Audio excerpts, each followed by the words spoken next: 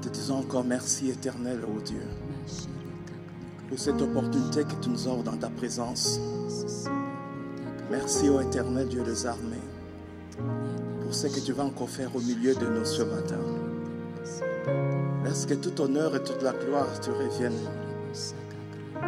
Toi, le roi des rois, le seigneur des seigneurs, le lion de la tribu de Juda, l'alpha et l'oméga, le commencement et la fin, l'admirable conseiller, notre pain de vie. Oui, Père éternel, mon Dieu, merci pour ta fidélité, mon Dieu. Gloire à toi, Seigneur. Gloire à toi, le roi des rois. Gloire à toi, mon Seigneur et mon Sauveur. Merci, Jésus, pour ta fidélité. Toi qui nous gardes et nous préserves, éternel, mon Dieu. Toi qui combats pour nous, éternel Dieu puissant. Oui, éternel, mon Dieu, ce matin, éternel, mon âme reconnaît tes bienfaits, éternel, ô Dieu. Toi qui renouvelles tes bontés chaque matin dans nos vies éternelles. Toi, éternel, mon Dieu, qui nous compte parmi les vivants ce matin. Toi qui as maintenu ton souffle de vie en nous, éternel. Laisse que tout honneur et toute la gloire te revienne, le roi des rois, le Seigneur des seigneurs, le Dieu tout-puissant, le Dieu aux œuvres inouïes. Mon âme te bénit ce matin et reconnais, éternel, mon Dieu, ta grandeur.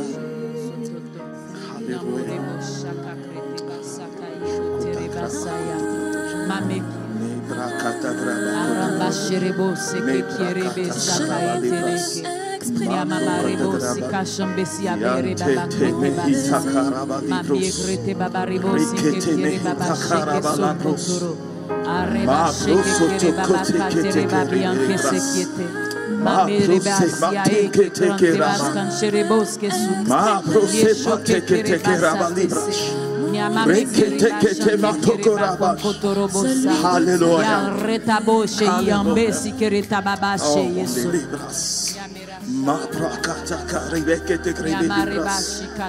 Alléluia. Oh Dieu des armées. Merci Père. Merci éternel mon Dieu. C'est toi qui touches éternel Dieu des armées.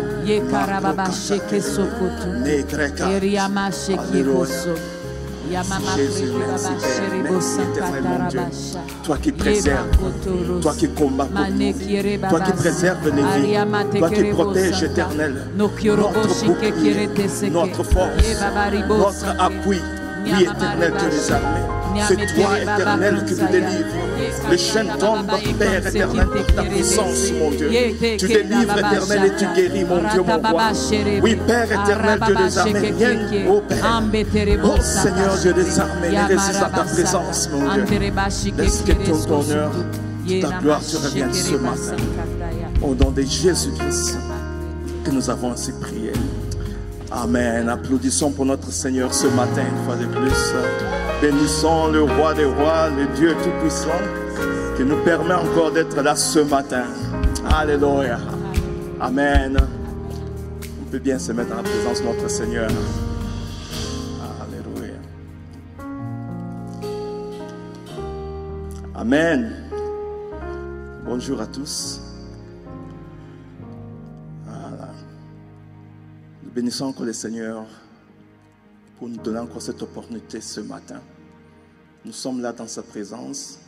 Il a encore renouvelé son souffle de vie. Amen. Pour que nous soyons en ces lieux. Alors, avant de commencer, je voudrais reconnaître le pasteur Jackie. Welcome back. Merci en tout cas pour ce que le Seigneur a fait dans vos vies. Amen. Et je prends cette opportunité pour dire merci pour cette opportunité parce que nous croyons que vous avez ces soucis du service de Dieu dans son royaume et de donner l'opportunité de grandir dans le Seigneur.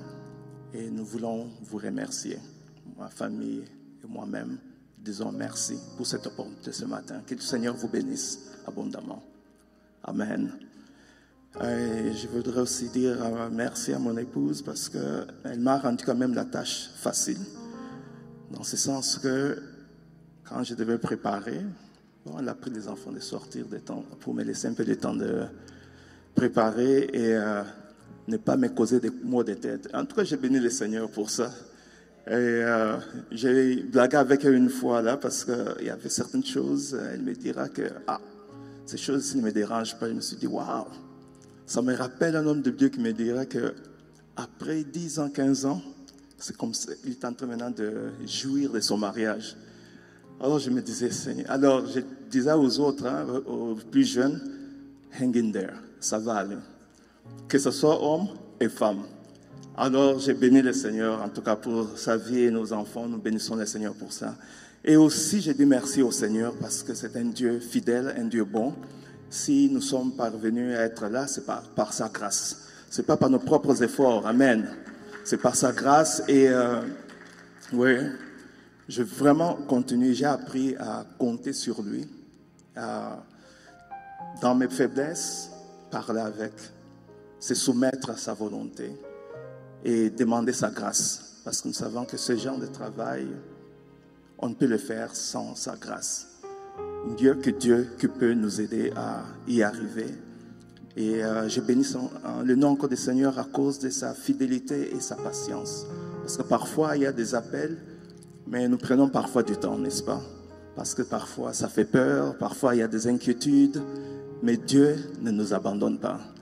Et c'est à nous maintenant de travailler et continuer avec lui, faire notre part. Amen.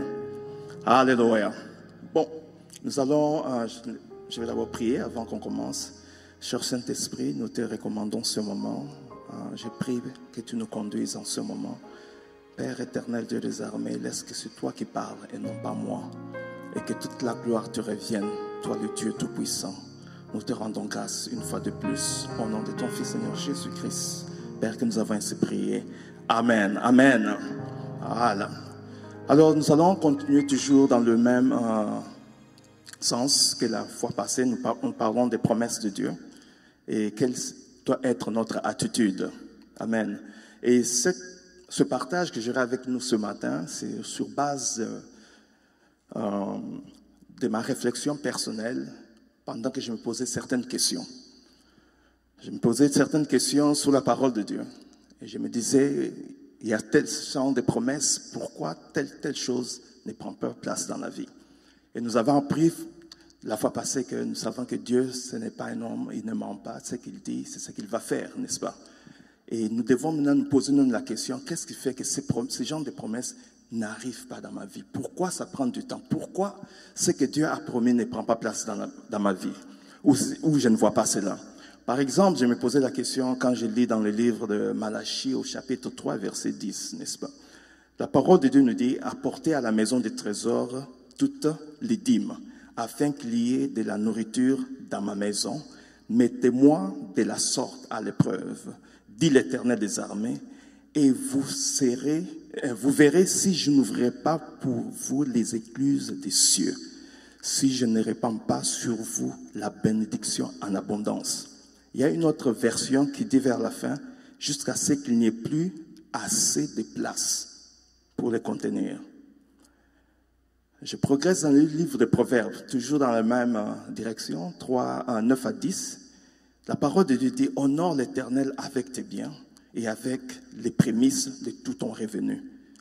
Alors tes greniers seront remplis d'abondance et tes cuves regorgeront de mots.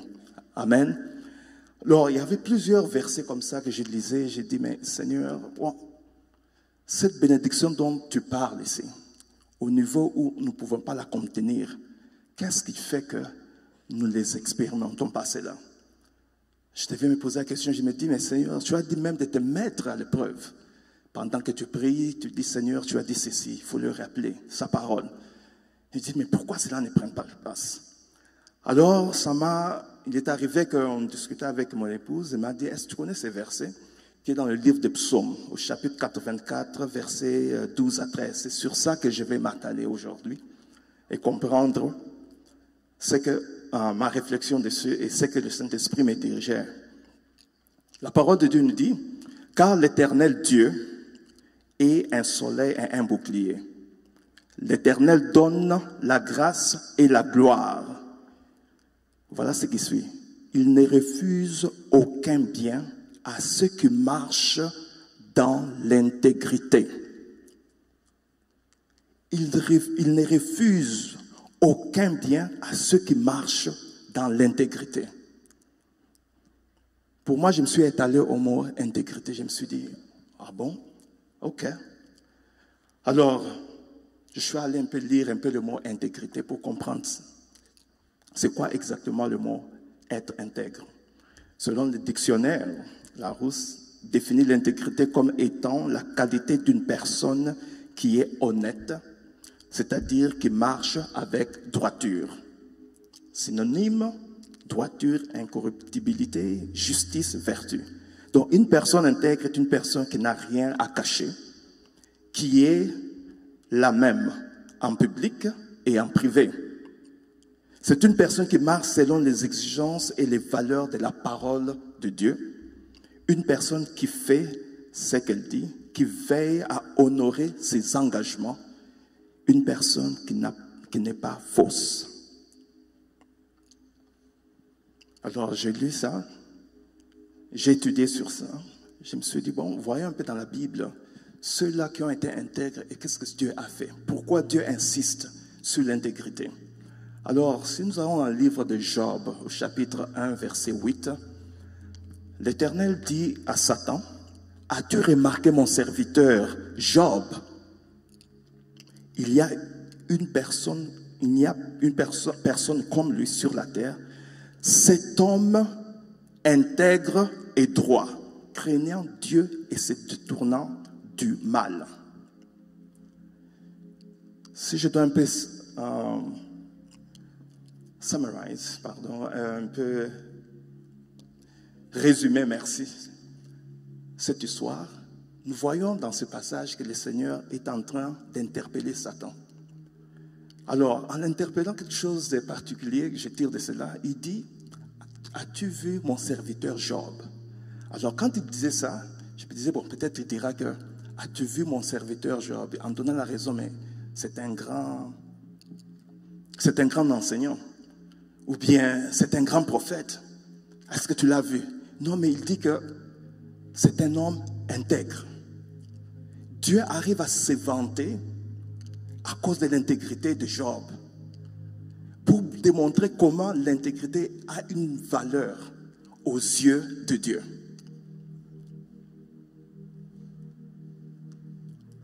Et il va dans le livre de Genèse, et voyons un autre exemple, Genèse 17:1. Lorsqu'Abraham fut âgé de 99 ans, l'Éternel apparut à Abraham et lui dit, « Je suis le Dieu Tout-Puissant, marche devant ma face et sois intègre. » Marche devant ma face et sois intègre. C'est comme si Dieu disait à Abraham que tu dois d'abord marcher dans ma présence, parce que nous savons que Dieu a donné un très grand projet. Dieu avait un grand projet pour Abraham. C'était de devenir un père de multitudes. Et à travers lui, il va bénir les nations. Et nous devons savoir une chose, que lorsque Dieu t'appelle, ou bien ta destinée n'est pas toujours pour toi-même. À travers toi, plusieurs doivent être bénis. Voyez, nous parfois, lorsque nous cherchons la bénédiction, nous voulons s'arrêter à notre niveau à nous, juste à notre petite famille, rester à ce niveau-là. Mais lorsque Dieu te regarde, ça va au-delà de cela. Alors, pour qu'il puisse te donner, voyant le degré de ce projet qu'il avait en lui, cherchez d'abord un homme intègre. C'est très important pour Dieu que nous soyons intègres. Alors, je commençais à me poser la question, mais qu'est-ce qui fait? Alors, qu'est-ce qu'il y a en moi qui cause que ces bénédictions n'arrivent pas? Est-ce que quelque part, je ne suis pas intègre? Bon, je vais nous poser ces questions. Et pendant que nous évoluons, si vous pouvez écrire ou bien penser à cela, ce sera très important. Alors, je me suis commencé à me regarder. J'ai commencé à regarder un peu dans ma vie tout ce que j'ai fait, que ce soit dans les affaires, que ce soit au travail, que ce soit dans ma vie personnelle. Voir où est-ce qu'il y a un problème. Parce que Dieu promet qu'il ne nous refusera aucune chose si nous marchons dans l'intégrité. Alors, quand tu ne vois pas les choses prendre place dans ta vie, pose-toi la question, qu'est-ce qui ne va pas avec toi? Pas avec Dieu. Parce que c'est un Dieu fidèle. Alors, Dieu te promet de prospérer. Mais entre-temps, on va se poser la question dans les affaires des affaires courantes, business. Est-ce que nous sommes honnêtes dans nos taxes, par exemple? Vous voyez, dans ce pays, par exemple, il y a des experts comptables qui vous diront que voilà, pour réduire le nombre de taxes que tu dois payer, voilà ce que tu peux commencer à déclarer. Par exemple, disons, tu as une propriété quelque part, disons à Rhode Island, parce que je vois mon frère, ma soeur, Stéphane, c'est venu comme ça. Voilà, vous avez une propriété là-bas et vous vivez à Massachusetts. Et on vous dit que chaque fois que vous allez là-bas, tous ces miles et ces kilométrages, vous pouvez réclamer ça au niveau des taxes. Mais maintenant, tu y vas, une fois, tu écris. Prochainement, tu vas voir ton frère et ça n'a rien à faire avec la propriété que tu allais voir. Tu prends ça, tu mets, tu dis que je suis allé vers le business. Maintenant, est-ce que tu as été honnête? Parce que maintenant, tu vas dire au gouvernement que le gouvernement sait que tu as une propriété là-bas. Tu es allé, mais il ne te dira pas si tu as un frère là-bas ou une soeur, ou soit tu es allé dans une fête ou pas. Mais tu prends, tu écris que voilà, je déclare les taxes. Bien aimé, dans ce pays où nous vivons, ou dans la société, nous savons que la corruption, ou bien on favorise ceux qui sont corrompus. Et à cause de ça, en tant que chrétiens, parfois nous tombons dans ces choses. Parce que tu regardes que l'argent que je vais dépenser, si je peux dire ceci, ça va me coûter moins cher. Tu pourras prospérer, mais tu ne vas pas prospérer au niveau où Dieu veut que tu prospères. Tu prospéreras comme tout le monde ici, peut-être. Mais le nouveau, c'est que Dieu te promet. Au-delà de ce que tu as demandé, tu ne pourras pas y arriver. Parce que Dieu ne mélange pas le faux et le vrai. Amen.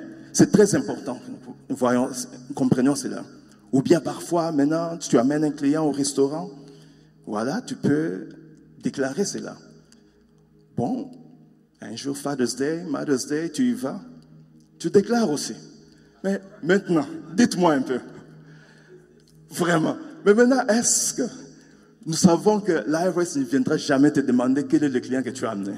Mais toi-même, tu prends, tu écris, tu dis, j'ai fait bouffer encore pour nous, les familles qui sont un peu grandes, tu t'imagines comment sera la facture. Alors tu te dis, ça aussi, ça va là-bas. Dieu voit, l'IRS ne voit pas cela, ou bien ton super comptable, lui, ce qu'il te demande, ce sont les factures. Mais comme ce n'est pas écrit qu'il y a qui était avec toi, tu le mets. Dieu est juste et il voit cela. Parce qu'une chose est très nécessaire. Vous savez, ma chérie était quelque part, il y avait des Indiens qui lui diraient que dans ces pays, paye tes taxes. Tu ne voudras pas qu'il y ait des gens qui pleurent, qui ne sont pas payés parce que toi, tu n'as pas payé tes taxes. Et Dieu, c'est un Dieu juste. Et c'est très important que nous comprenions que nous soyons sensibles à ces choses. Amen. Que nous soyons sensibles à ces choses. Alors, il y a aussi un autre domaine. Disons, tu te dis que bon, moi je ne travaille pas, donc cela ne me concerne pas. Ok. Tu ne travailles pas, tu n'as pas un business. Bon, tu travailles quelque part.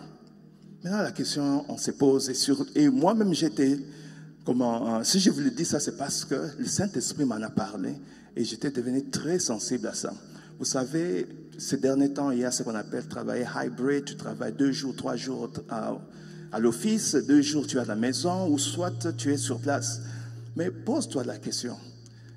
Tu as fait un contrat avec ton employeur. Il t'a dit que tu vas travailler 8 heures par jour. 5 jours. Après 2 semaines, tu as ton paycheck. Il t'a dit de travailler, tu lui donnes son temps. Maintenant, après 80 heures, disons qu'on te paye $25 par heure. Donc après 80 heures, tu as, je crois, $2000. Maintenant, sur les 80 heures, si toi réellement tu as travaillé que 60 heures, maintenant le extra qu'on t'a payé là, comment est-ce que tu définis cela? Est-ce que tu as escroqué ton employeur? Parce qu'en réalité, tu n'as travaillé que 6 heures, 60 heures. Normalement, qui devait te payer 1500. Mais toi, tu t'es dit, non, bon, j'écris sur ma paye que non, j'ai travaillé 80 heures. Et c'est même cet argent-là, tu prélèves aussi ta dîme, tu amènes à l'église. OK. Maintenant,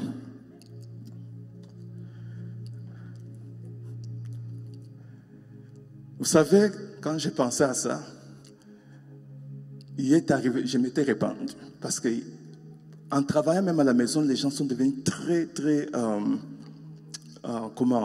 créatifs. Hein? Parce qu'il y a certains programmes logiciels qu'on utilise pour on appelle Teams, hein, où vous pouvez communiquer avec les gens pendant que vous êtes à la maison. Alors, généralement, ces histoires, ils ont des statuts qui montrent que tu es available, c'est-à-dire tu es sur ton ordinateur, tu travailles. Alors, quand quelqu'un de l'autre côté il veut te contacter, il voit que tu es disponible, donc il te contacte. Quand tu n'es pas sur ton ordinateur ou bien tu fais autre chose, ça montre que tu es away parce que c'est resté longtemps sans activité. Alors, les gens ont créé des moyens pour montrer qu'ils sont toujours available pendant qu'ils regardent la télévision, pendant qu'ils font autre chose. Tu vois? Et c'est resté available. Je me rappelais un de collaborateur qui me disait, mais j'ai contacté cette personne, c'est dit available, mais il ne me répond toujours pas.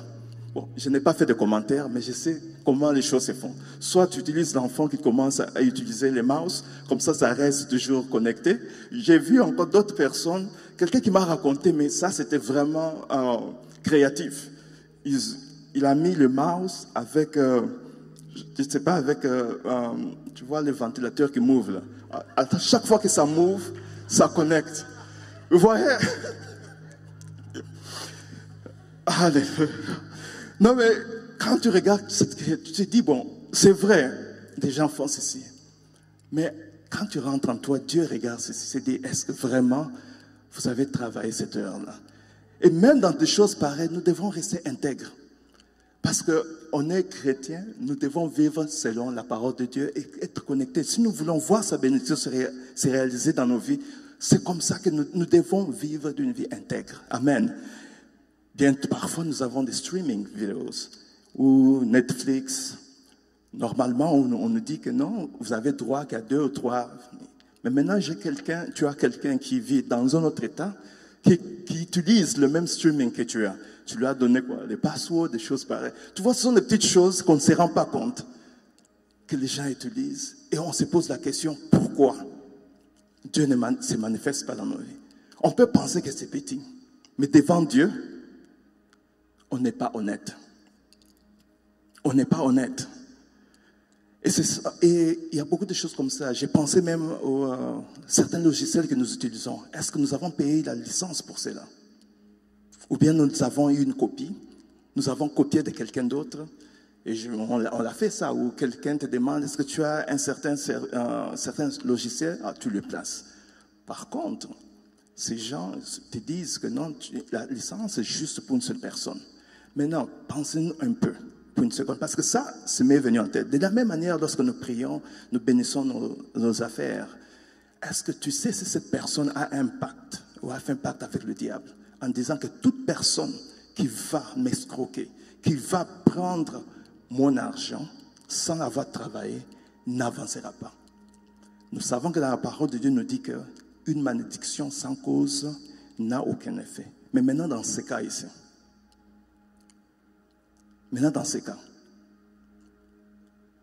et ce sont des choses, de telles choses, une réflexion qui me venait et je commençais à regarder dans chaque aspect de nos vies. Et c'est très important.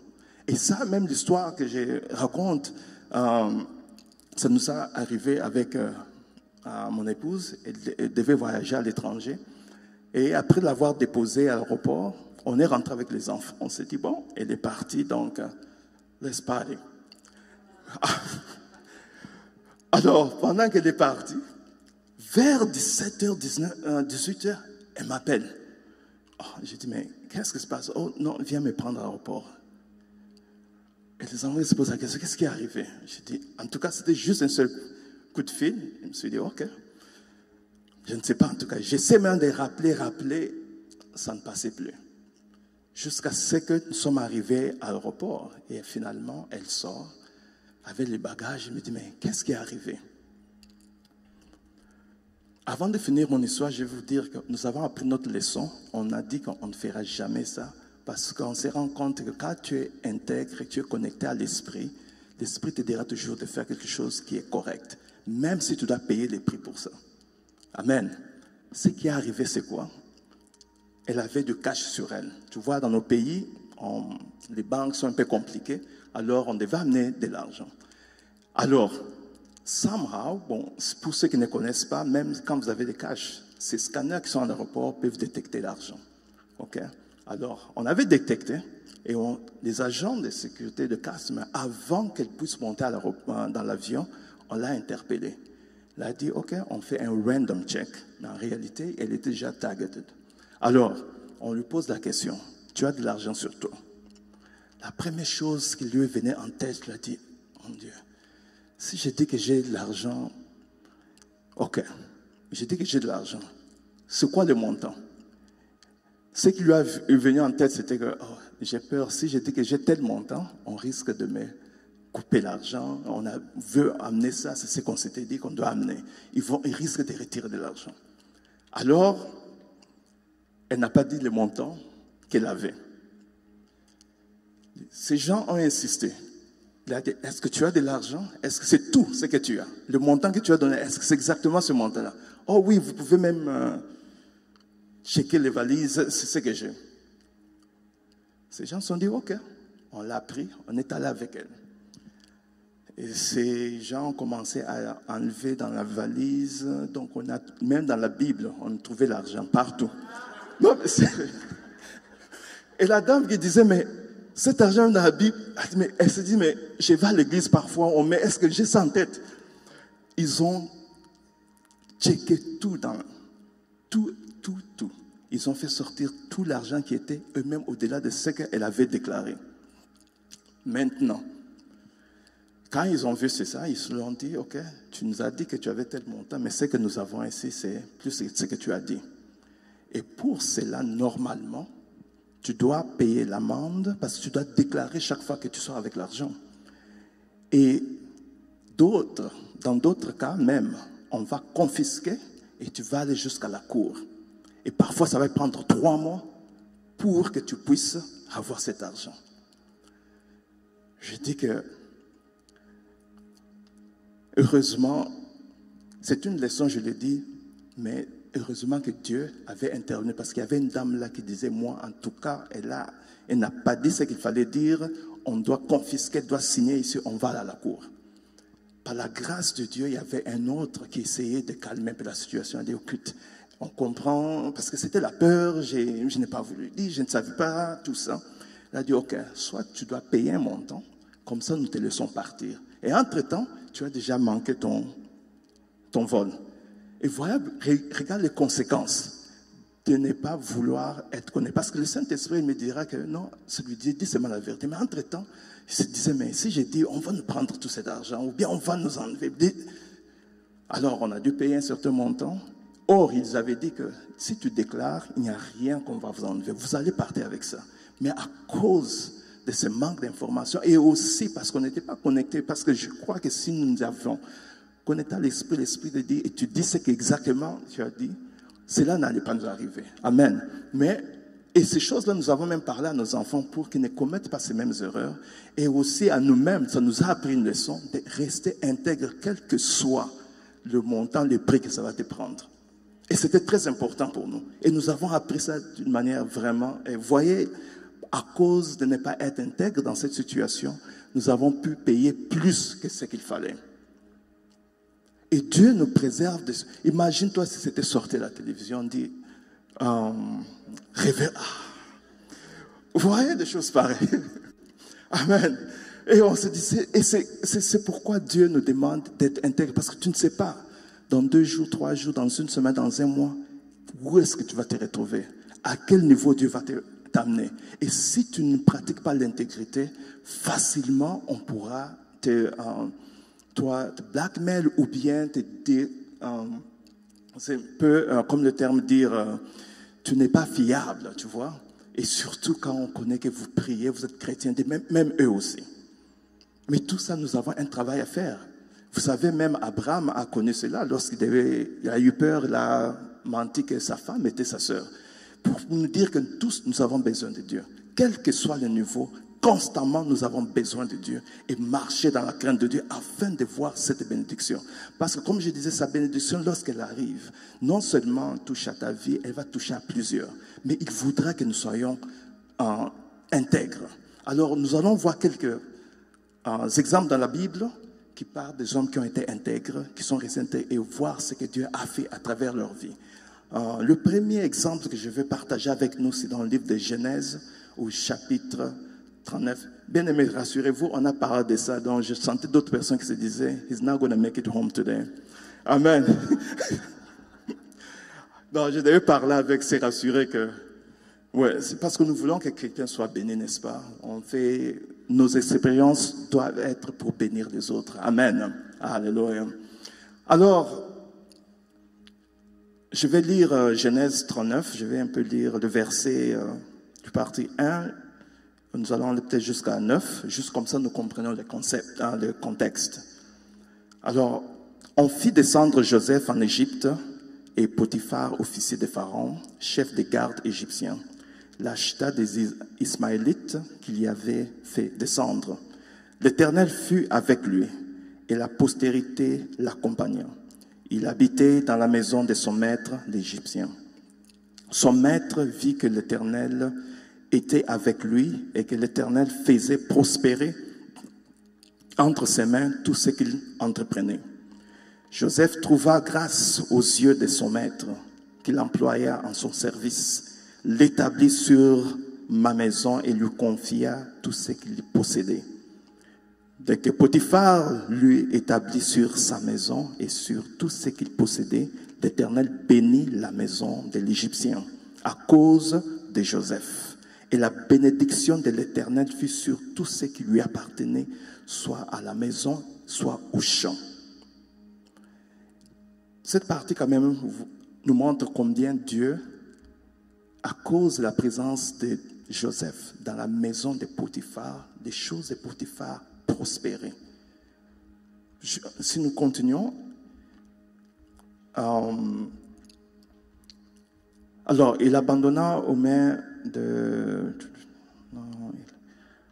abandonna les mains, tout ce qui lui appartenait. Donc voilà, il abandonna au niveau, verset 6, il abandonna aux mains de Joseph tout ce qui lui appartenait et qu'il n'avait avec lui d'autre soin que celui de prendre sa nourriture. Or Joseph était beau de taille et beau de figure. Après ces choses, il arriva que la femme de son maître porta les yeux sur Joseph et dit, couche avec moi. Il refusa et dit à la femme de son maître, voici mon maître, ne prends avec moi connaissance de rien dans la maison, et il a remis entre mes mains tout ce qui lui appartient. Il n'est pas plus grand que moi dans cette maison, et il ne m'a rien interdit, excepté toi, parce que tu es sa femme. Comment ferais-je un aussi grand mal et pécherais-je contre Dieu? Quoiqu'elle parlât tous les jours à Joseph, il refusa de coucher auprès d'elle, d'être avec elle. Amen. Nous voyons dans ce cas ici de Joseph qui a été élevé, il a eu une promotion. Vous savez, Joseph avait un choix. Il pouvait dire oui, dans ce sens qu'il se dise en disant oui, peut-être, parce que si on se rend compte, on lui avait donné la gérance, pas l'héritage. Donc il devait gérer les choses de Potiphar. Alors, peut-être en acceptant cette offre, il pouvait dire à Madame Potiphar que non, voilà, j'accepte, mais alors, y a-t-il moyen de le convaincre que j'ai aussi un héritage de ces choses quand tu ne seras pas là? Mais il s'est dit qu'il est resté loyal, il a respecté ses normes à lui en tant que chrétien. Il a refusé de compromettre. Parce que s'il avait compromis, nous savons que plus tard, quand vous lisez dans le livre, dans la suite du chapitre, Dieu l'a élevé même au-dessus de Potiphar. Amen. Mais si nous nous rendons compte que cette tentation n'était pas juste un seul jour, c'était plusieurs jours, combien est-ce que nous pouvons rester intègres, quelles que soient les calamités ou bien les tentations que nous avons? C'est parce que cette histoire nous démontre combien, non seulement il a été intègre dans sa manière d'agir, en restant droit, mais aussi il est resté intègre devant les adversités. Les adversités peuvent être que tu as un travail ou bien tu as des business que tu dois faire, tu as un argent mis de côté, mais là, on te demande de payer certaines taxes. Paye-le. Pourquoi? Parce que au moins Dieu va t'élever au moment opportun. Il ne faut pas se mettre avec tous ceux qui font du mal pour se dire tout le monde fait ça. Tu es de ce monde, mais tu n'es pas de ce monde. Tu es dans ce monde, mais tu n'es pas de ce monde. Ton royaume, c'est le royaume de Dieu. Et nous devons vivre par les principes que Dieu nous donne, n'est-ce pas?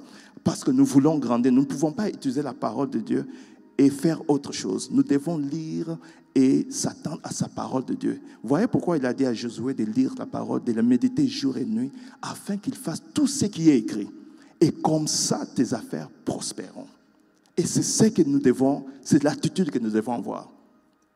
C'est l'attitude que nous devons avoir à faire ce que Dieu nous demande de faire, quelles que soient les adversités, quelles que soient les situations. Même si les autres font les choses différemment, mais toi, rassure-toi que tu fais selon la révélation de la parole de Dieu, selon ce que le Saint-Esprit te conduit à faire. Et il ne faut pas se conformer à ce monde. Si tu te conformes à ce monde, évidemment, ta bénédiction ne sera que de ce monde qui est limité. Amen. Mais si tu veux voir ce que Dieu veut faire au-delà de ce que nous pouvons s'entendre, tu devais suivre sa parole à la lettre. Amen. Il y a aussi un autre exemple, je n'irai pas tellement en détail, mais nous avons parlé de Daniel. Vous avez lu, on a lu si vous allez dans le livre de Daniel 1 jusqu'à 6, on parle de Daniel. Daniel qui était un jeune homme qui était amené à Babylone, qui était captif. Mais nous voyons qu'à plusieurs reprises qu'il a, bien qu'on l'accusait, parce qu'il devait prier, il priait son Dieu, il ne se prosternait pas devant le Dieu des autres, n'est-ce pas? Et malgré les accusations, il est resté ferme à sa foi. Et nous voyons que Dieu pouvait bien le tirer de cette affaire bien avant. Mais vous verrez qu'il est allé, on l'a mis dans la fosse de lion. Ses amis ont été jetés dans le feu, n'est-ce pas? Mais Dieu a intervenu. Donc, pour nous montrer que Dieu laissera toujours, parce que si nous disons que nous sommes intègres, cette intégrité sera toujours testée. Dieu verra si réellement nous sommes intègres. Ce n'est pas suffisant de dire je suis intègre. Dieu verra si vous êtes intègre. Et il y aura des situations comme ça qui seront dans la vie pour voir si réellement tu es intègre. Et Dieu fait cela pourquoi? Parce que la parole de Dieu nous dit ceci, que recherchez d'abord le royaume des cieux et le reste vous sera donné sur plus, n'est-ce pas? Il voudra d'abord que ton cœur soit tout à lui avant qu'il puisse se manifester. Parce qu'il y a des niveaux d'élévation que si tu arrives à ce niveau-là, si tu n'es pas assis dans la parole de Dieu, si tu ne crains pas réellement Dieu, tu risques de dérouter. Amen.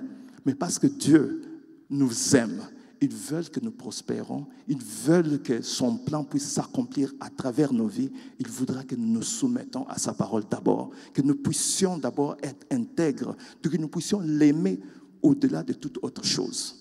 Parce que ce qui fait que nous puissions tricher par-ci, par-là. C'est quoi? C'est la convoitise de la chair. Parce que tout le monde fait ça, voilà que j'ai fait ceci. Parce que nous ne croyons pas vraiment dans la parole de Dieu. C'est ce qui fait que parfois, nous faisons des choses qui ne sont pas ce que la parole de Dieu nous demande de faire. Et nous devons nous examiner. Et c'est cet exercice que j'ai pris le temps de commencer à regarder dans chaque étape, dans chaque espace de ma vie, domaine. Parce que quand Dieu te bénit, ce n'est pas juste dans un seul domaine, ça doit être dans tous les domaines de ta vie. Parce qu'il dit même, il y a un verset qui dit que, je le retrouve, dans le Proverbe 27, il dit ceci, « Le juste marche dans son intégrité, heureux ses enfants après lui. » Pour dire que quand tu marches dans ton intégrité, même après toi, parce qu'il n'a pas dit au moment là, après toi, donc c'est générationnel. Voyez la bénédiction de Dieu. Et c'est ça que nous devons rechercher.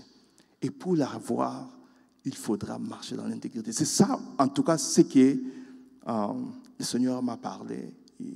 C'est un point, parce que tout ça est sorti d'une façon que j'ai posé des questions. Savoir pourquoi. Est-ce que cette Bible, elle est réelle ou elle n'est pas réelle? Parce que nous voulons vivre ces choses. Il n'a pas dit que c'est là, il a dit, tentez-moi. Quand il parle de quoi ça, de la dîme, il n'a pas dit que tentez-moi et j'exaucerai vos enfants après que vous êtes partis. Il a dit que vous verrez cela s'accomplir. Alors, ces choses pareilles, je veux voir ça s'accomplir. On peut avoir certaines promotions, c'est bon, mais ça, c'est peut-être de nos propres forces. Vous voyez? Mais ce que Dieu fait, vous pouvez voir que ça, ce n'est pas un homme. Ça, ce n'est pas un homme. C'est ce genre de bénédiction, ce genre de vie que nous devons vivre en tant que chrétiens. Parce que sinon, ça ne fait aucune différence entre nous et ceux-là qui sont dans le monde. Tu as un petit promotion, lui aussi peut avoir la promotion. Tous, on peut avoir la promotion. Mais qu'est-ce qu'il y a de différent entre toi et eux? Et Dieu nous donne la solution ici, l'intégrité. Alors, il faut prendre du temps maintenant pour développer cette intégrité. Comment on fait? Et c'est là où je vais terminer à cause du temps. Dans le livre de Galates, chapitre 5, versets 6 à 16, j'ai dit, marchez selon l'esprit et vous n'accomplirez pas les désirs de la chair. Car la chair a des désirs contraires à ceux de l'esprit et l'esprit a des contraires à ceux de la chair. Ils sont opposés entre eux. Et une chose, je me suis rendu compte, c'est que, vous savez, la parole de Dieu nous dit aussi que vous ne savez pas que vous êtes le temple du Saint-Esprit.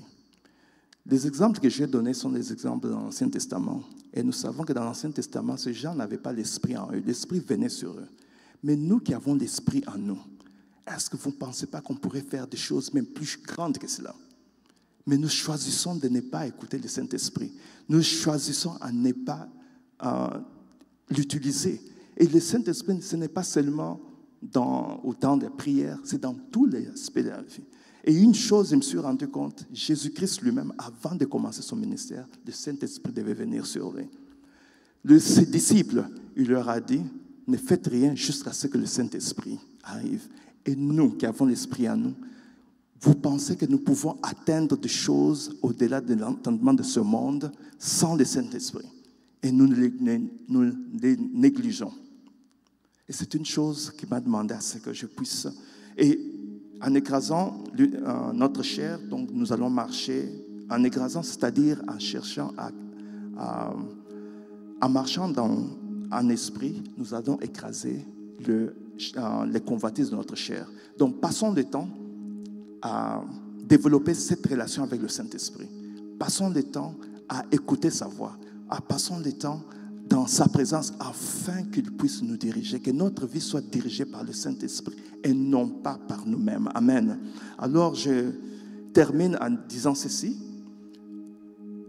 Dans Luc 10, 27, c'est un commandement que nous savons, que je vais nous laisser. Il répondit, tu aimeras le Seigneur de ton Dieu, de tout ton cœur, de toute ton âme, de toute ta force et de toute ta pensée, et ton prochain comme toi-même.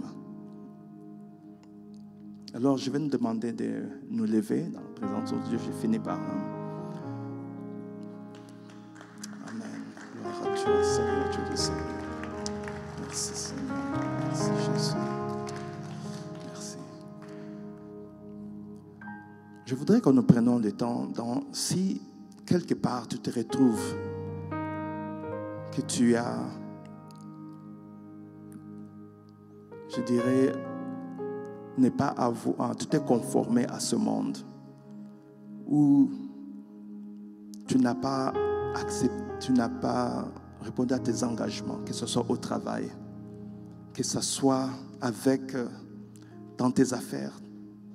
Si tu n'as pas respecté ces choses, nous allons prendre le temps de se repentir parce que nous savons que Dieu nous a donné ces moyens où nous devons mettre les choses en ordre afin d'aller sur de nouvelles bases. Alors nous allons prendre ce temps où nous allons demander au Seigneur de nous pardonner à chaque fois que nous avons dévié, à chaque fois nous nous sommes conformés au système de ce monde. Nous avons ignoré la voix du Saint-Esprit qui nous disait non, fais de cette manière. Nous allons prier. Éternel Dieu des armées, ce matin mon Dieu, je vais m'humilier dans ta présence, Seigneur. Pour chaque fois, éternel, mon Dieu, que Seigneur, j'ai enfranchi à ta parole éternelle, que je n'ai pas, Seigneur, suivi ta parole, que Seigneur, mon Dieu, je me suis conformé, Père éternel, au système de ce monde, mon Dieu, où j'ai refusé, éternel Père, de payer là où il fallait payer, parce que, mon Dieu, je voulais garder, oh Seigneur.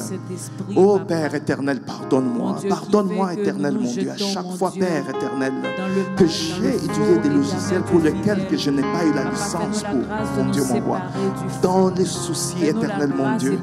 Oh Père, de garder, éternel, mon Dieu. Seigneur Dieu des armées, ce matin, Père, nous prions, mon Dieu, nous approchons, éternel, du trône de ta grâce éternelle et demander, Seigneur, que tu nous pardonnes, éternel. Seigneur Saint-Esprit, pardonne-nous à chaque fois que nous t'avons attristé à cause, éternel, de notre comportement, de notre marche. Nous demandons ta grâce éternelle, Dieu des armées. Mon Dieu, fais-nous grâce ce matin, éternel, Dieu des armées. À ce que, Père, oh Dieu, que nous te laissons nous conduire, que tu nous conduises, éternel, que nous nous soumettons, Seigneur, à ta direction, éternel, mon Dieu, dans tous les aspects de nos vies, éternel, mon Dieu, mon roi. Père éternel, Dieu des armées, que nous puissions, Seigneur, Dieu des armées, marcher dans la crainte de ton nom, que nous puissions t'aimer plus que toute autre chose, éternel, Père, que nous te recherchons, toi, éternel, d'abord, ô Seigneur, afin que, Père éternel, que nous puissions expérimenter ta bénédiction, marcher dans ta volonté éternelle. Au nom de Jésus-Christ. Papa, nous te disons merci.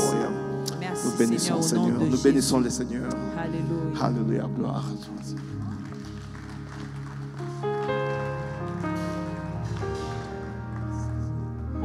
Waouh, est-ce qu'on peut bien bénir le Seigneur? Wow.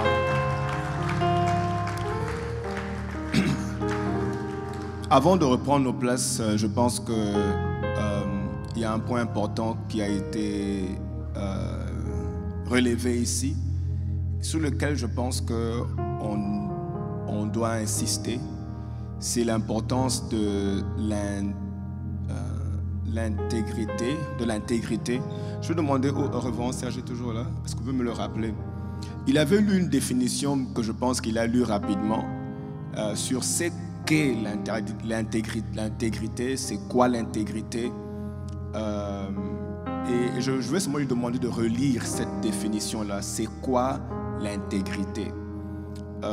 Parce que si on comprend cela, on pourra facilement chercher à développer cela et savoir comment marcher pour que cette intégrité puisse jouer en notre faveur, que l'intégrité joue en ta faveur. Vous imaginez qu'un homme comme Job, Dieu dit de Job, il dit à Satan, as-tu remarqué mon serviteur Job?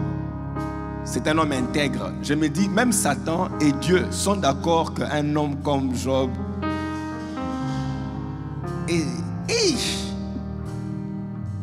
Dieu regarde et dit, tu es intègre. Satan aussi dit, je sais qu'il est intègre.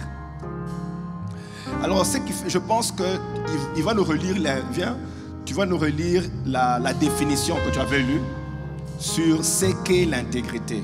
L'intégrité, voilà. Oui. Voilà, merci. Oui. Donc, je disais l'intégrité. D'abord, je commence par le dictionnaire de Larousse qui dit l'intégrité comme étant la qualité d'une personne qui est honnête, c'est-à-dire qui marche avec droiture. Une personne intègre est une personne qui n'a rien à cacher, qui est la même en public et en privé. C'est une personne qui marche selon les exigences et les valeurs de la parole de Dieu. Une personne qui fait ce qu'elle dit. Attends, cette partie-là, une personne qui fait ce qu'elle dit. Ça veut dire que dès que la parole est sortie de ta bouche, tu n'as pas de choix. Tu dois faire ce que tu as dit. Pendant qu'il parlait, je me dis, des fois nous on dit, donne-moi l'argent, je vais te remettre. Mais depuis que tu as pris l'argent de quelqu'un, tu ne veux plus remettre. Tu promets, parce que tu as promis. C'est ce qu'on appelle promesse. Donne-moi l'argent, je vais remettre, donne-moi 2 semaines. 2 semaines sont passées, tu ne dis plus rien, tu disparais. On doit commencer à te chercher. Dis un peu à quelqu'un, remets mon argent. Non, c'est vrai, ne dis pas c'est ma femme, c'est mon nom. Tu avais dit, oui, tu ne dis pas que c'est ma femme, c'est mon mari. Tu avais dit que, donne-moi un peu $20, je n'ai pas $20, je vais te remettre. Prends l'argent, mais remets aussi. Surtout en ce qui concerne l'argent des gens. Ah, ça c'est très mauvais. C'est très mauvais. Tu as pris l'argent. Prends les biens des gens, tu promets de remettre, c'est très mauvais. Tu prends un prêt, carte de crédit, remets l'argent. Remets l'argent. Et si tu ne peux pas remettre, négocie avec eux. Mais ne disparais pas seulement comme ça. Ce sont des choses qui, comme tu dis, hein, comme Dieu a dit tout à l'heure, ce sont des choses qui vont finalement te coûter. Tu donnes ta dîme, ton offrande, mais tu n'es pas intègre. Donc en fin de compte, c'est lui qui paye, c'est toi. Et puis tu vas te plaindre à Dieu, dis mais Seigneur, j'ai donné ma dîme, où est ma bénédiction? Mais en même temps, tu ne payes pas ta carte de crédit. C'est l'une des raisons pour laquelle tu vas dire mais moi j'ai des dettes, j'ai beaucoup de dettes, j'ai les cartes de crédit, j'ai la dîme, j'ai beaucoup de choses, tout ça là. Le problème c'est que pourquoi tu as pris la dette alors? Vaut mieux ne pas prendre les dettes. Je dis ça à mes enfants, on en parle avec ma chérie. Moi je n'aime pas les dettes. Et que ce soit des cartes de crédit, non. Tu accumules les dettes qui finalement tu ne sais pas payer. Et puis à cause de ça, ta prospérité est sabotée. Moi je pense que l'intégrité est aussi dans les décisions qu'on prend de comment on gère notre argent. Ne prends pas les dettes si tu n'as pas d'argent. Surtout pas pour acheter à Macy's. Non. Moi je trouve qu'une dette de Macy's, c'est une très mauvaise dette. Chemise, cravate, dette pour ça. Vraiment, il y a des dettes qui en valent la peine. Est-ce qu'on peut discuter? Non. D'ailleurs, je me rassure que tu as parlé avec ta chérie avant. Les choses que tu as dites là, c'est grave. Mais ne t'inquiète pas, je connais une sortie secrète. Quand tu vas sortir, on ne te verra pas d'ici. Bon, mais à la maison, je ne sais pas comment ça va. Je vais t'appeler demain sur FaceTime pour voir si tu n'as pas un œil au beurre noir.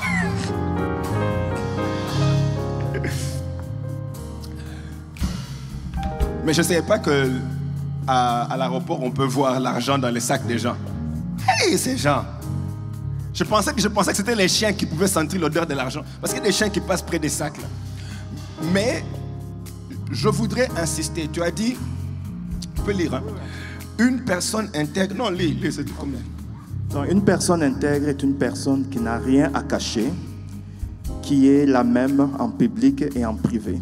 C'est une personne qui marche selon les exigences et les valeurs de la parole de Dieu. Une personne qui fait ce qu'elle dit, qui veille à honorer ses engagements. Qui veille à honorer ses engagements. Qui veille à honorer.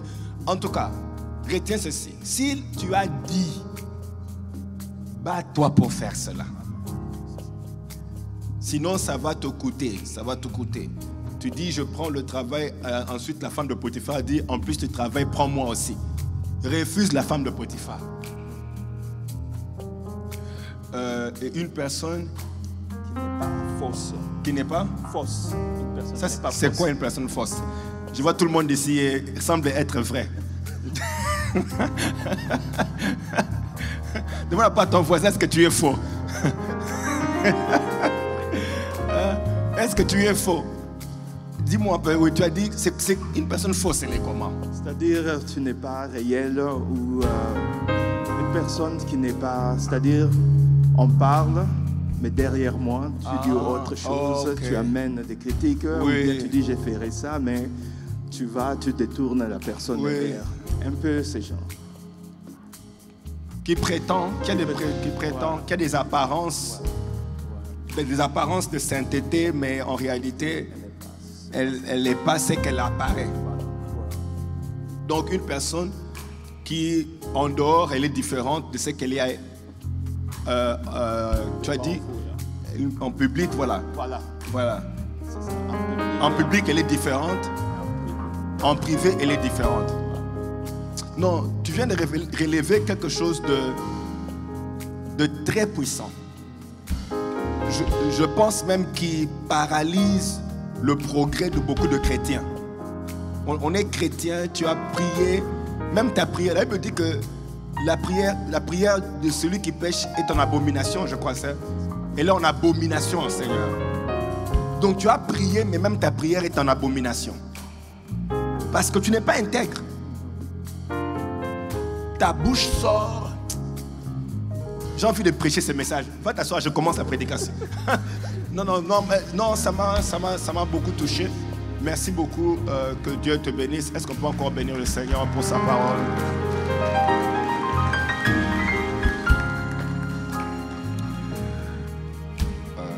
Merci Seigneur. Merci. Est-ce qu'on peut élever nos mains vers lui? Lève tes mains.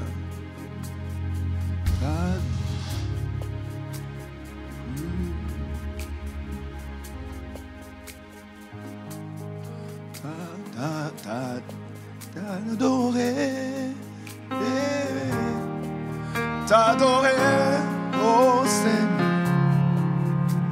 Mon désir est de t'aimer et t'adorer.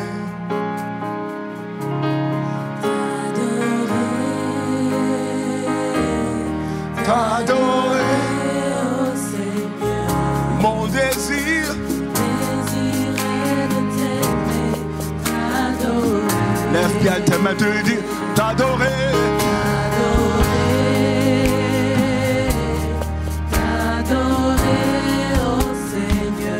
Mon désir est de t'aimer, t'adorer, t'élever, oh Jésus, t'élever, oh Seigneur. Mon désir est de t'aimer, t'élever, t'honorer, qu'il avance à la terre.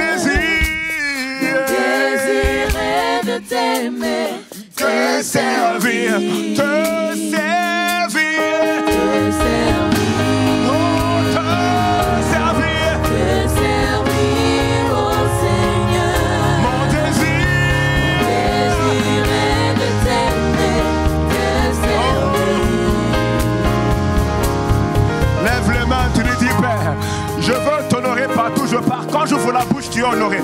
Quand je parle, tu es honoré. honoré. Quand je m'en pense, tu es honoré. Quand j'agis, tu es honoré. Dans tout ce que je fais.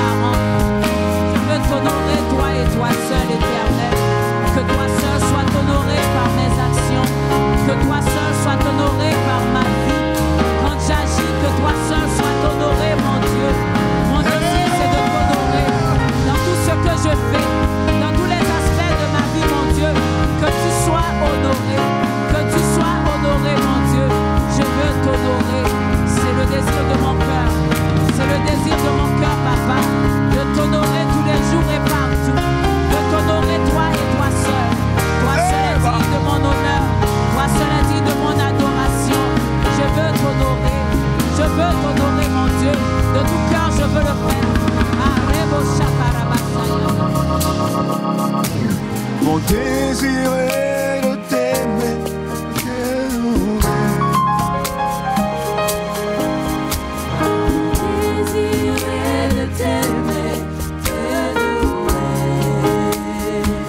mon désir est de t'aimer, de t'honorer. Mon désir est de t'honorer.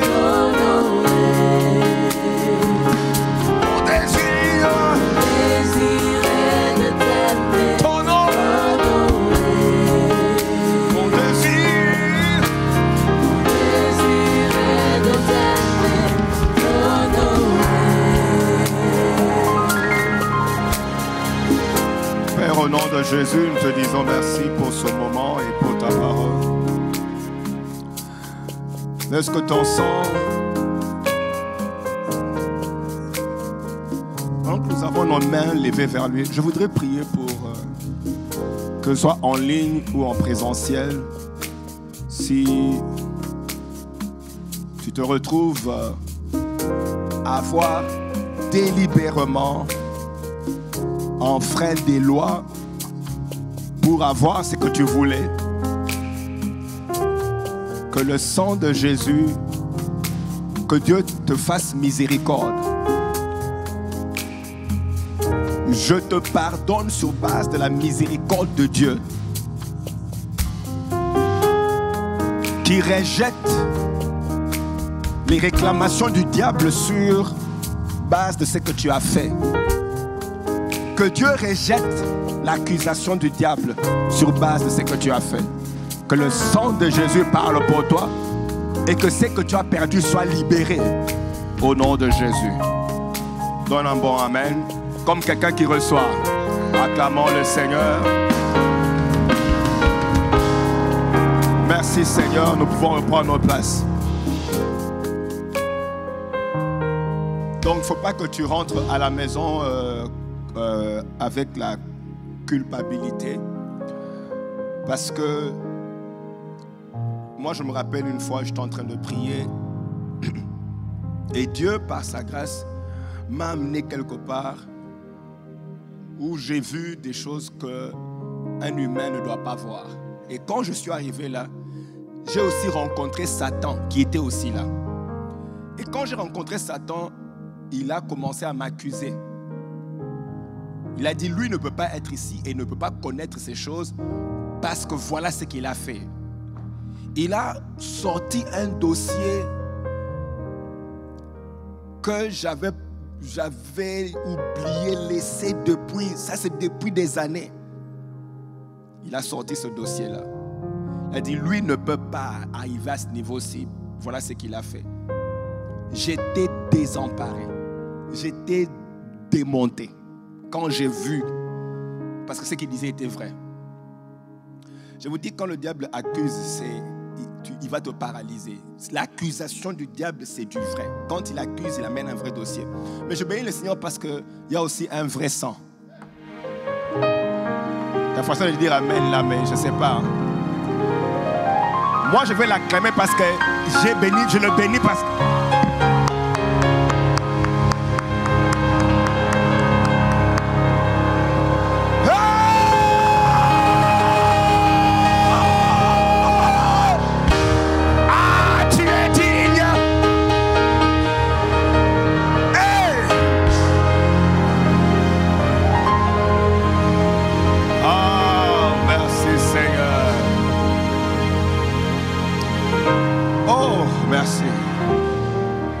Le sang de Jésus là, c'est ça notre victoire.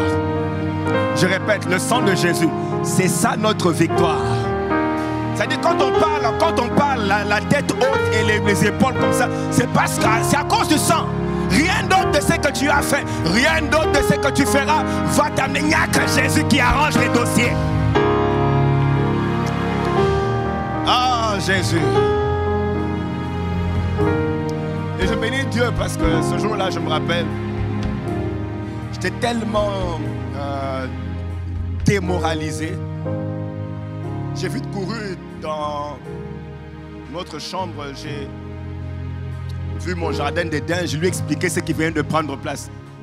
Et puis il me dit, mais pourquoi tu es démoralisé? Je dis, ce qu'il disait là, c'est vrai et je ne sais pas comment résoudre ça. Il me dit, c'est simple, est-ce que tu as demandé pardon? Est-ce que tu as confessé? J'ai dit, Seigneur, je confesse. Dès que j'ai dit ça, c'est comme si tu retires du diable, tu lui enlèves la force. Dis un peu, je confesse. Oui, c'est tout. Je confesse. Alors tu ne rentres pas coupable, mais tu rentres victorieux à cause du sang de Jésus et les réclamations que le diable amène vers Dieu à cause de ce que tu as fait sont vidées de leur force à cause du sang de Jésus. Amen. Voilà, je voulais voir une église. Ils vont travailler jusqu'à ce qu'ils vont atteindre le niveau d'être prêts à être officiellement établis comme une église. Voilà, nous bénissons le Seigneur. Je vous rappelle, à propos, je voudrais vraiment insister sur le fait que nous avons besoin de prière, de prier sérieusement ces 2 mois ici, juillet, août, prions beaucoup. Quand vous voyez le monde en train de célébrer des choses sataniques, ils sont en train d'ouvrir des portes pour que le diable agisse. Toutes ces promotions, toutes les promos, quand on promeut, on fait la promotion du mal, c'est pour amener la destruction. Nous devons vraiment prier pour notre génération, prier pour nos propres vies. Je les entendais chanter, nous venons pour vos enfants. Nous venons pour vos enfants. En anglais, ils ont dit ça, ils chantent. Nous venons pour, comment on dit, nous venons pour vos enfants. Nous venons pour prendre vos enfants. Quand vous entendez le mal dire ça, c'est qu'ils ont un programme pour détruire nos enfants. Prions pour nos enfants. Et vraiment, je voudrais vous demander de connecter aux prières de midi. C'est midi? 30 minutes. Midi. Nous allons tous le faire. Midi, 30 minutes. 20h, 30 minutes. C'est 7h. Est-ce qu'on fait la journée? Il y a midi 30 minutes. Midi 30 minutes, 5h du matin 30 minutes. Bien-aimés, connectants. Nous allons faire des déclarations et des décrets pendant jusqu'au mois de août. Et au mois de août, on aura 72 heures de prière où nous devons prier. Nous aurons 72 heures de prière non-stop le mois de août. 72 heures où nous prions. Le calendrier va circuler, mets tes jours, mets quand tu peux venir, mais nous allons prier pendant 72 heures sans stop. Nous devons prier dans une génération comme celle-ci, où même les leaders célèbrent le mal. Il faut faire attention. Ça veut dire que le mal est vraiment en train de battre son plein. C'est le moment de prier et de chercher Dieu. Sinon, ce mal va entrer dans nos maisons. Nous devons libérer la lumière de Dieu et se rassurer que nos enfants sont préservés. Et même les enfants dans cette génération sont préservés. Pas seulement nos enfants, mais les enfants de nos voisins sont préservés. Et leur vie, parce qu'eux, ils sont comme des victimes. Et nous sommes la solution. On réclame la grâce de Dieu sur leur vie. Au nom de Jésus. Merci Seigneur. Et donc, nous avons BIP qui vient ce vendredi. Ce BIP, on le consacre à la prière. On fera 3 heures de prière non-stop. Donc, rassurez-vous vraiment de venir pour prier. Nous viendrons prier et nous avons 3 heures de prière. De 21h à minuit, 23 heures de prière non-stop. Nous allons prier. Et nous avons notre grande célébration le 20 août de la rentrée scolaire. Le 20 août, nous aurons un grand service et nous sommes en train de prier, on va arranger ça. Probablement, on aura ce service-là au parc même le culte du dimanche sera au parc et on fera tout ce service-là au parc. Nous sommes en train de travailler sur ça et je crois que c'est ce qu'on va faire. Merci Seigneur. Lèvons-nous, nous allons bénir le Seigneur. Nous allons honorer notre Dieu avec nos biens. Je veux qu'on le fasse debout et on va honorer le Seigneur avec nos biens.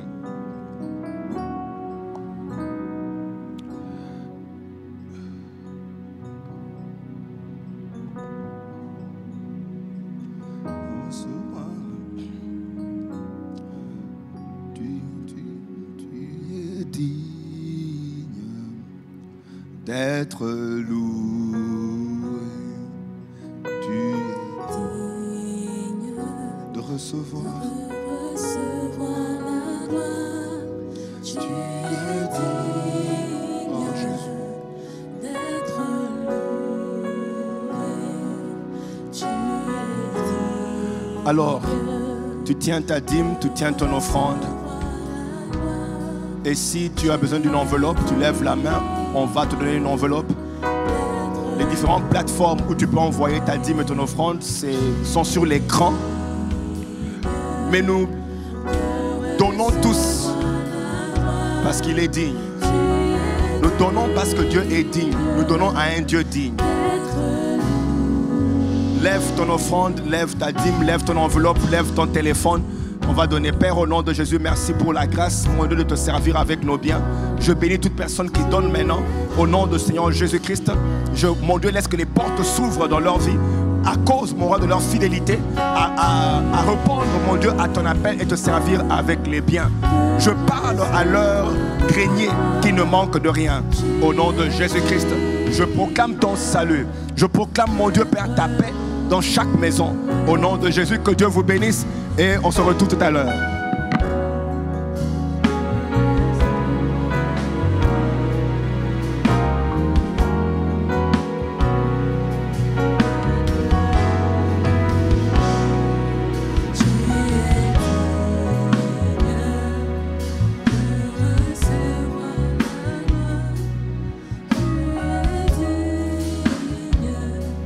Alléluia. Alors, en fait, c'est la fin, comme papa a dit. On se retrouve à 11h pour le deuxième culte. Merci.